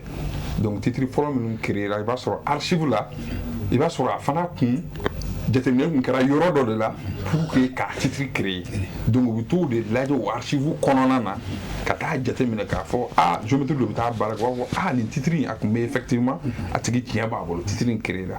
mais charia est solution do là ka fo ni titre fla créé là nyon kan donc depuis ça là ta wa ta be do ka be se ka ke quoi et progrès là comment faire donc titre min créé la croix au va annuler au va annuler titre min créé la croix au va annuler donc mais à ka gele ay wakati min fo no 2007 ye kana aka gele na pseka ke kabeke ka fo ki titre do créé titre do ka aka gele il est titre fait créer titre ka ba so titre croix do créer titre koroba do ka kuraw de bɛ ka kelen kɔrɔlenba dɔw kan bon titre kɔrɔba ninnu fana man ca i m'a ye a fɔlɔ kɔni tɛmɛna mais sisan tu peux même faire une année ka sɔrɔ i m'a ka ye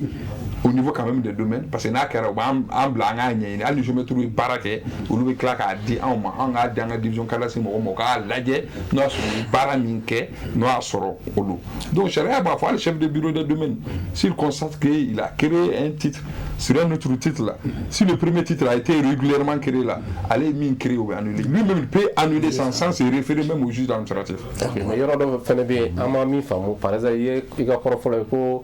état bɛ se ka terrain affecté mairie la par exemple état mana terrain affecté mairie la ni papier bɔr'o la terrain bɛ mɔgɔw bolo sisan nɔ bon souvent i b'a ye k'a fɔ a bɛ fɔ ko dɔ ka titre kun don mais alors que état a affecté bon a dun fɔra état de ta ye dugukolo ye mais mɔgɔ wɛrɛ bɛ na k'a fɔ papier kɔrɔ dɔ tun b'an bolo min ye anw ta ye ka tɛmɛ mairie ta kan mun de bɛ na n'o ye général o kuma ou bien état b'a affecté mairie la wagati min na a t'a kalama k'a fɔ ko mɔgɔ ta don wa. o yɔrɔ don président ye procureur toujours n ma se ka président bila quoi donc maintenant ale ye dugukolotigiw fɔ a ko état collectivité dugutigi di ani personne physique personne physique ta ye jumɛn titre ni titre b'i bolo bon e bɛ ka min fɔ ni o titre tigi mɔgɔ dɔ bɛ titre b'a bolo mais kɔfɛ état fana tɛ affectation kɛ ni titre tɛ o ka diya bɛɛ dugukolo yɛrɛ man ka di ni titre t'a la fɔlɔ sariya la dugukolo tun bɛ di entre parenthèses dugukolo kelen min tun bɛ se ka di fɔlɔ ka sɔrɔ titre tɛ o tun ye foro ye o dɔrɔn de tun bɛ se ka di ce qui veut dire que hali o yɛrɛ titre bɛ se ka bɔ a la mais o dɔrɔn de tun bɛ se ka di parce que fana c'était un mode d'attribution mais fɛn o fɛn bɛ yen ni état b'a di titre de bɛ k'a la bon i bɛ affectation min ye titre de don titre bɛ créer état b'a affecté mais n'o y'a sɔrɔ mɔgɔ wɛrɛ nana k'ale ka titre bɛ yɔrɔ kan donc a bɛ lajɛ de ne bɔra ka kan min expliquer ni a b'o k'a kɔnɔ k'a fɔ effectivement titre don a bɛ vérifier n'a vérifié la sisan k'a fɔ titre b'a tigi bolo bon a tigi ka titre ni état ka titre jumɛn ka kɔrɔ n'a sɔrɔ a ka titre ka kɔrɔ ni état ta ye a bɛ d'a tigi ma ale a ta ye min ye o bɛ tigɛ ka bɔ a la o bɛ d'a ma sariya de y'a fɔ donc sariya bɛ appliquer hali état yɛrɛ kan bon an y'o cas yɛrɛ caman fana ye a cas dɔ kɛra commune 6 yɔrɔ dɔ la commune 6 ma Senu dɔw ka titre kɔrɔbaw tun bɛ yen donc c'était des titres de Kati de 4 chiffres actuellement Kati est avec 6 chiffres il y a des titres 20 000 et 2000 et quelques or Kati 200 et quelques mille titres fonciers et c'est des titres qui ont été créés bien avant les années 90 donc maintenant il y aura affecté la commune ici là au titre koroba nous doit mais ça va appliquer là au tigara ka bo commune 6 ka attribution o cas kelen dɔ fana kɛra commune Manden fana kɔnɔna na u ka yɔrɔ dɔ bɛ a kun affecté la comme cimetière o cimetière fana na o y'a sɔrɔ dɔw fana bɛ yen décret de y'a affecté dɛ mais sariya ye sariya de ye procureur y'a fɔ cogo min a bɛ appliqué de o appliqué la dɔw fana ka titre de kan mais a appliqué la a annulé la tribunal o fana annulé k'a fɔ bon mais ni ta ye gâté ni état mago bɛ wali titre la a fɔra k'a bɛ se k'a exproprier dɔrɔn de état bɛ se k'a exproprier n'a bɛ exproprier fana kun de fana b'o la c'est pour cause d'utilité publique donc a b'a exproprier donc a tigi de min kan kan o bɛ taa a bɛna komi sanni feere o bɛ taa bɛn a kan donc wari bɛ di. D'accord. Mais sisan est-ce que a dugukolo ko a bɛ ka informatiser wa. a bɛ ka informatiser dugukolo ko bɛ ka informatiser déjà an ye programme d'action gouvernementale min fɔ donc d'abord la création de guichet unique ça c'est en cours au fana kɔfɛ on bɛ digitaliser toutes les procédures donc du côté administration yɛrɛ bɛ baara fɛn fɛn kɛ a bɛɛ bɛ ka digitaliser donc o digitalisation kɔnɔna na o bɛ an ye titre créer procédure min fɔ o b'o bɛɛ ta en compte. Bakari comme a b'a fɔra cogo min na donc an b'a se Sako ma Sako an bɛ fɛ k'e yɛrɛ ɲininka ko waati min dira ma su ɲɛna solution jumɛn bɛ e yɛrɛ bolo pour que a ka baara bɛ se ka nɔgɔ a yɛrɛ bolo cogo bon solution gɛlɛn mankan ka se ka nɔgɔya bon solution min bɛ ne bolo dɔrɔn o ye ka sariya bato solution foyi tɛ ne bolo foyi tɛ dugu nafa foyi tɛ dugudenw nafa ni sariya bato tɛ mais profiter faire un chef fou. C'est fait un grand plaisir pour moi bigani plateau partager nous moi nous rêver pour nous émission kelenge en réalité moi aurait faut mais ou faut c'est ben c'est à la parce que oui moi seul mais passer à Kabaraire faut que moi quand la ko mais naïrom y a fait on na kana adressé m'a fait au message bon maintenant ayo ma latigene fait parce que nous ko mo fait on fait ni ibe fait ki ga soda ma lancer la gestion na atigi nyinga aga carte professionnelle yiri la kele ni be fait mo do be akika so fere walma akika terrain fere atigi nyinga aga carte professionnelle di imaika yinyala en même temps fene ni mo fait ni bi ga soda ma ka fere ay seben ka on ni ngon chena be fo ma ko manda parce que anya ye sani fere chaman kofe kele be kla ka wuli il t'a sɔrɔ ne bɛ ka n ka so feere ne client nana k'a b'a san miliyɔn 100 après il t'a sɔrɔ client ni sannibaga bɛ ɲɔgɔn dɔn mais ni min t'a dɔn mɔgɔ min bɛ k'a feere ani mɔgɔ min bɛ k'a san ale t'a dɔn ko feerebaga bɛ k'a ka yɔrɔ feere ne mun ye agence ye ne kɛra intermédiaire ne nana n'u ye ɲɔgɔn dɔn dɔrɔn u bɛ ne bɔ a la bon ne mɔgɔ fɛn fɛn bɛ yen n'i bɛna yɔrɔ feere ou bien dɔ de bɛna ka so d'i ma luwanse ninnu na i gɛlɛya i ka mandat kɛ aw ni ɲɔgɔn cɛ bon solution min b'an bolo o ye an bɛ continuer ka carte nin bɛ dɔn cogo di bon a carte bɛ dɔn parce que jamana de b'a délivrer oui mais tamasiyɛn jumɛn de bɛ se ka parce que agent dɔ bɛ se ka na ni carte dɔ komi i y'a fɔ cogo min na télé la n'o ni dɔ nana ka na carte de bɔ ko bon filɛ nin ye bon ma bɔ ni ka carte a bɛ mobili kɔnɔ n'o tɛ n m'a yira aw la parce que n'a tamasiyɛn ni ye fɛn min ye an bɛ se k'a dɔn cogo di o ye tiɲɛ n'o tɛ n y'a fɔ cogo min na n ka kuma kɔnɔ a bɛ komi ne ye mɔgɔ min ye ɲininkali kɛ ko carte d'identité mun tun bɛ datugu a dayɛlɛ k'o bɛ dɔn cogo di i b'a sɔrɔ commissariat de tun b'a di n'i y'a ye dɔrɔn i b'a dɔn n y'a fɔ urbanisme de bɛ nin di urbanisme directeur yɛrɛ ka signature b'a la a bɛ di Mali yɔrɔ kelen min na o ye direction générale de l'urbanisme olu de bɛ carte professionnelle di. D'accord vraiment Boubacar Koumaté vraiment merci beaucoup monsieur Abraham voilà donc bɛɛ de ɲɛ b'i la e yɛrɛ fɛ vraiment pour que ko bɛɛ ka nɔgɔ aw yɛrɛ ma en tant que président des géomètres. Yannick Aour, si vous permettez. Oui, vas-y. Et directeur et tout, il faut titre comment titre bisega yele nyuaka. Et moi émission d'amener caméra comme fois. Ça dit follow benen ni to be permettre anga barake ou to machaya. Donc et mani so ye pour que ka anga position ye so ni na et quand anglita il va faut ni bi milier là au so obi permettre beka position bisega don so ni kono. Mais follow au fin tout est bébé taille l'état donc habillé les nyonka et puis t'as sur aujourd'hui domaine cadastre amiga para ken ordinateur et puis t'as sur au donner nous tintinyota et puis t'as sur ordinateur quand fouet ta là alors que vous êtes sur le titre parce que maintenant baraka maintenant de avancer là donc on est avancé là on permettait à monsieur qu'à donner bien c'est pour cela mon biga qu'est-ce ça bega adhérer à là ça permet de biser qu'à ordinateur la fichier biser à kala mon on est ici qu'à naïre et qu'à titre parce que titre corole bas nous amado bala soit fait investissement ou jiribé sinon on va faut tailleur là. Bon, par rapport à la sensibilisation, on a siège ACI 2000 là, à côté de la haute cour de justice. Et puis sur Internet, on a page Facebook B, tableau B, on a site B. Donc, géométrie milina il n'en fait, il faut et bureau bureau 4 professionnels si à numéro fort. Et puis c'est à numéro d'ama, avant les 4 professionnels farambolo. On commencera à barger des moment. Si géométrie trop il faut, qu'il faut n'y a agent.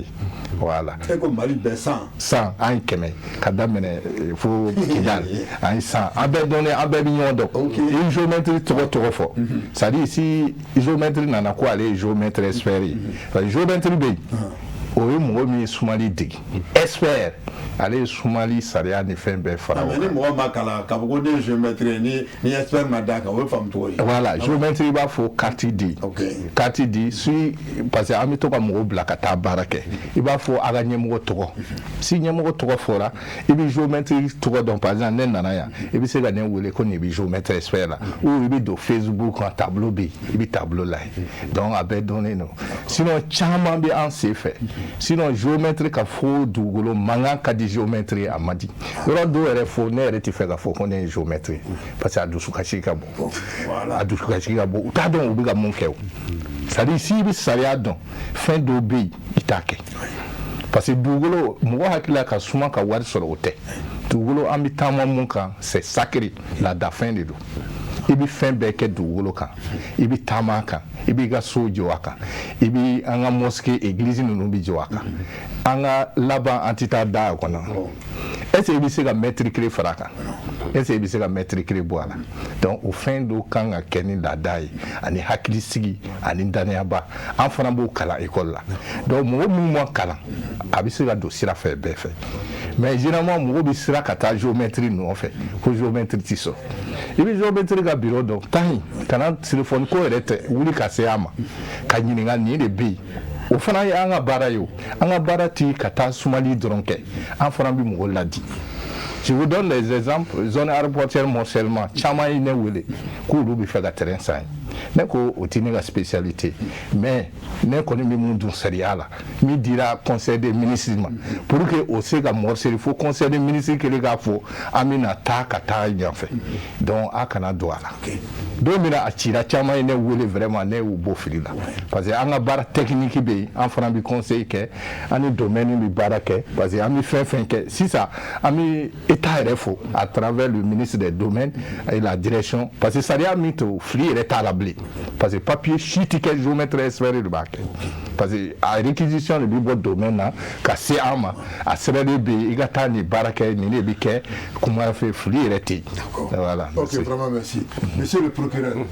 parce que bɛɛ fana ɲɛ b'i la a ko sariyatigiw wa. ale kɔni ko ten ko n'u sera dɔrɔn ko bɛ taa o la. a fɔra ɲɛna ko i tɛ musalaka ko cɛ. voilà. bon an bɛ lamɛn sisan solution yɛrɛ bɛ yen i b'a fɛ ka kangarida min kɛ ou bien pour que bɛɛ k'a faamu. u k'a faamu ka dɔ bɔ mandat ko in fana la. dɔ tɛ se ka o mandat la dɛ ayi ni dɔ bɔra jogo la dɔ bɛ o mandat la parce que fɛn min don f'an ka panparalen fɔ mɔgɔw k'a faamu o de kama ne b'aw ka émission in fo kosɛbɛ a ye n wele don min na n ko nin y'a na yɔrɔ ye parce que fɔlɔ débat in bɛɛ tun bɛ kɛ magistrats fana kɔ kan a bɛɛ tun bɛ ta ka turu an kun ale de y'a kɛ tan ale de y'a bɔ tan n b'a dɔn nin fɛ o tɛna an fana an jɔyɔrɔ dɔn fɛn min kan ka kɛ sariya kan ka bonya de ne karamɔgɔ dɔ tun y'a fɔ n ye ko k'olu to ekɔlidenya la Chine ko décision dɔ bɔra a tun kan ka yɔrɔ dɔ de don u bɛ feere k'a yɔrɔ la u bɛ sigi a yɔrɔ ni fɛnw na ko k'a yɔrɔ wuli ka bɔ yen k'a kɛ k'a jɔ ka ɲa décision in bɔlen k'u dikɛrɛ k'u tɛ bɔ yen o y'u da ko n'u bɛ faga u ka faga fɛn nana k'a bɛ yɛlɛ ko non mɔgɔw bɛ yen k'u tɛ bɔ yen u taara ɲɛfɔ tribunal u ka tribunal soba la o ko sariya de don k'ale tɛ ko minnu dalen bɛ olu de y'a voté n'i bɛ sariya sɔsɔ i ka bɔ yen k'u k'a kɛ tiɲɛni mana bɔ a la sariya b'a dilan c'est-à-dire qu'une décision de justice doit être appliquée ni an ka aide la ye bi mɔgɔ bɛ taa ka t'u plaindre ko décision de justice bɛ k'a ma exécuter o de bɛɛ kan ka dabila parce que dɔ y'a fɔ yan ko texte Mali n'i ye sous-région lajɛ an bɛ nin bɛɛ ɲɛ mais mɔgɔ tɛ sɔn ka appliquer parce que n'a appliqué a bɛ dabila o géométrie y'a fɔ sa k'ale yɛrɛ ye maloya k'a yɛrɛ yira parce que tiɲɛnikɛlaw ka ca o t'a la mais c'est un homme courageux a bɛ ka wuli k'a kɛlɛ kɛ n'o de f'i n'i taara tribunal la hali sini i bɛ taa mɔgɔ 15 dogolen sɔrɔ u bɛ yala mɔgɔw cɛla ko géométre don i b'a sɔrɔ foyi kala n delila ka mɔgɔ min bɛ dingɛ dɔrɔn fa a taara i jɔ baara la k'ale ye géométre ye k'ale a bɔnna quoi ko ayi k'olu bɛ yen k'ale nana de kɛ ka yɔrɔ fa n ko de tun ye ka baara ko awɔ dɔ fana yera tuguni dɔrɔn k'ale ye géométre k'ale ka baara k'ale bɛ chaîne de da a bunna k'ale ye géométre kɛrɛfɛsigila ye a bɛ kɛ cogo di bon nin mana munumunu cogo bɛɛ la ka na hali fɛn min fɔ a depuis 2020 a jɛlen don ko titre de ka ɲi ka n'a san ni titre tɛ mais hali sini dɔw bɛ ka bulletin san foyi sɛbɛnnen t'a kan signature t'a kan u b'a san dɔrɔn ko 80 000 francs k'i ka t'o sara i bɛ t'o sara jɔn de fɛ e yɛrɛ t'o yɔrɔ dɔn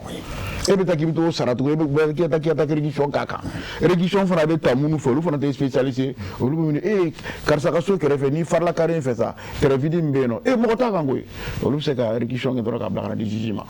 e fana b'i jigin o da kan sini kɛlɛ bɛ taa wuli bon ne nana ka n'o fana lajɛ o titre kelen fana dɔw fana b'u namara an b'a fɔ o ma ko falsification voilà du faux bon maintenant o fana bɛ taa tribunal pôle économique de la n'i minɛna o faux la o ɲagamini na olu fana b'i juger o ye crime de ye o la i bɛ taa kaso la 100 ans 100 mois hali bɛ faga la yɛrɛ c'est que de mɔgɔw k'u yɛrɛ dɔn u k'u bolo di ɲɔgɔn ma min tɛ bɛn o tɛ bɛn dugukolo kɔni a y'a fɔ cogo min bɛɛ de ta don an b'a sanfɛ an bɛ tila ka taa dugu ma mais kana namara n'i y'a namara i bɛ sariya sɔrɔ i ɲɛ o de kama anw fana i bɛ sara sɔrɔ fɛn min na i b'o de kɛ ka ɲa. Monsieur le directeur e bɛ kuma kun cɛ voilà solution ba. Bon solution dugukolo ko in na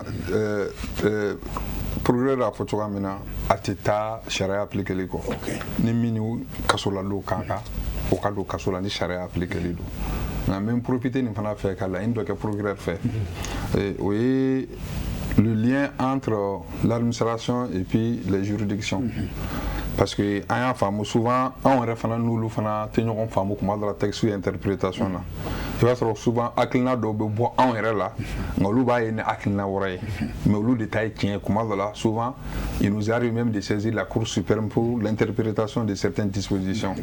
mais o la an kun ye laɲini dɔw kɛ au niveau des domaines donc ani direction nationale de l'administration judiciaire ye fɛn dɔw kɛ donc i b'a sɔrɔ auditeur laban fila minnu tɛmɛna olu fɛ yen mais de l'ordre administratif olu nana au niveau des domaines an ye réunion kɛ an bɛ hakilina falenfalenw kɛ difficulté minnu bɛ anw na an ka texte application na an b'o jira donc anw fana fɛ olu bɛ ka appliquer cogo min n'o tɛ a dɔw la u bɛ jo d'an ma a dɔw la u b'a fɔ non a bɛ ka faamuya cogo min na o tɛ ne yɛrɛ bɛ se ka exemple dɔ di a kɛra quand j'étais chef de bureau à Kati État ka bail kun bɛ dɔ bolo. Donc la personne en année titre quoi titre d'amaya et bail bablo depuis 82 mais c'est en 2015 2016 a dit ko ka di akunte à jour né montant nous ben notifié là donc maintenant non le juge de siège à l'époque c'était Abba donc il y a non que prescription ba kono mais on a jeté là on a prescription donc on a fort on en a donc mo do soro là auditeur on a à don à disposition fana mais au texte euro économie ta on a texte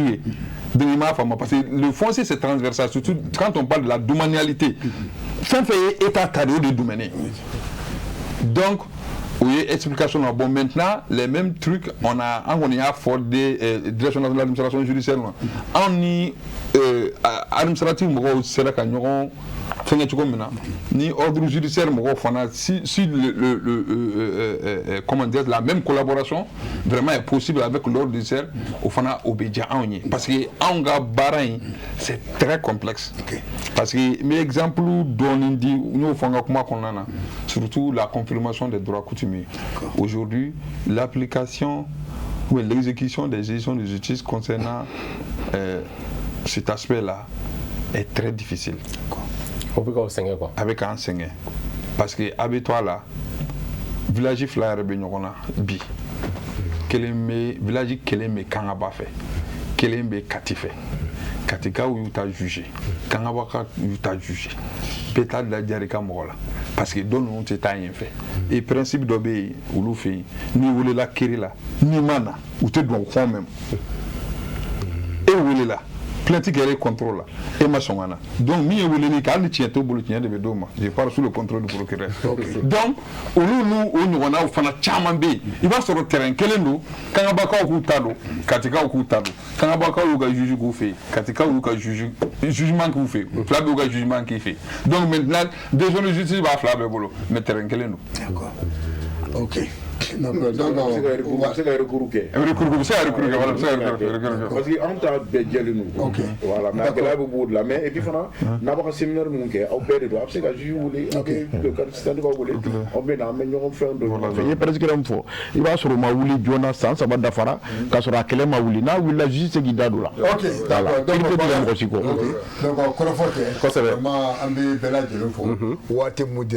Donc, monsieur Sako, vraiment, merci beaucoup. Monsieur Diarra, vraiment merci. Procureur Guindo, vraiment merci. Directeur Adama Traoré, merci beaucoup. Donc, moi, je suis en demain à Baran Ouamboulou. Moi, la réalisation, les maestros. Voilà, le maestro, Mohamed Keita, le russe. Mohamed, vraiment, merci beaucoup. Mohamed Kerefei, Amé Abou officiel, Amé Abou Fanafo. Donc, Régie, là, il m'a donné Adama, NB, Abaga Traoré, NB, Wati Ankoro, donc vraiment avec la permission du réalisateur. Donc, Amé Traoré, Mamadou Mouri, Côte d'Ivoire, Amafo, Docteur Madan Diallo, Amali Fanafo, voilà, donc, Mouye Amari Djadje Sangare Kafo, Babachiam Hippodrome, le patriarche de Kangaba Mafo, Bema Keita, Tangara CDM Mafo, Banama Asande Sakwa Mali Fanafo, nous Diarra Madani, Anikolomana Laiketa, la police de Bougouni, Mouye Baga Amali Fanafo, Mamouna Sarmata, Kakumche Nidjoye, Ousmane Chérif Madan Aydra, Amayne, Anga le vieux ko, Samasekou Mayambou. Donc, Nialama Anjoyrala, dimanche prochain, on est invité au Bessro. Vraiment, merci beaucoup, les invités, merci. À demain, merci.